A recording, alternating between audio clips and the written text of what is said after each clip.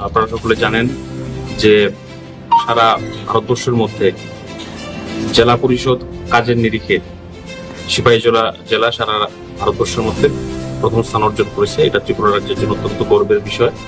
আমি মাননীয় মন্ত্রী শ্রী কিশোর বাবু মহোদয়কে ধন্যবাদ জানাবো এবং রাজ্যের মাননীয় মুখ্যমন্ত্রী প্রফেসর মানিক শাহ জিকেও ধন্যবাদ জানাবো এবং সভাধিপতিও আছেন, যার নেতৃত্বে আমাদের এটা আসা সম্ভব হয়েছে।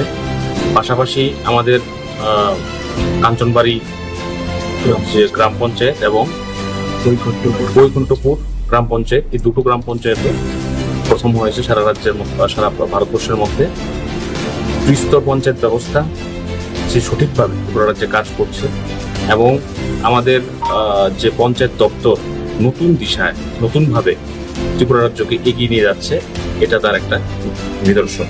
গতবারও আমরা আমাদের গোমতী জেলা পেয়েছিল, তো এটা অত্যন্ত আনন্দের এবং গর্বের বিষয়। আমি আপনাদের মাধ্যমে পুরো পঞ্চায়েত ডিপার্টমেন্টকে ধন্যবাদ জানাবো। পাশাপাশি সমস্ত প্রধান, এই জেলা পরিষদের অন্তর্গত সমস্ত প্রধান উপপ্রধান সমস্ত মেম্বার যারা আছে এবং সাধারণ নাগরিকও যারা আছে তাদেরকেও ধন্যবাদ জানাবো যে এটা সকলের সহযোগিতায় এটা সম্ভব হয়েছে।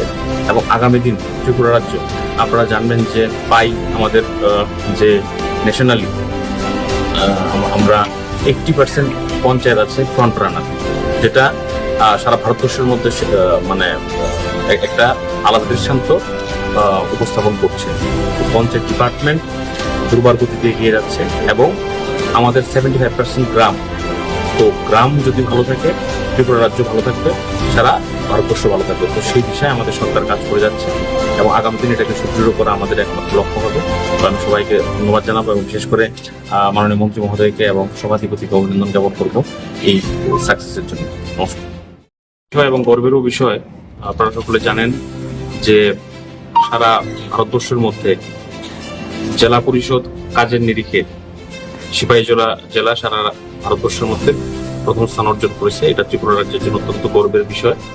আমি মাননীয় মন্ত্রী শ্রী কিশোর বাবু মহোদয়কে ধন্যবাদ জানাবো এবং রাজ্যের মাননীয় মুখ্যমন্ত্রী প্রফেসর মানিক শাহ জিকেও ধন্যবাদ জানাবো এবং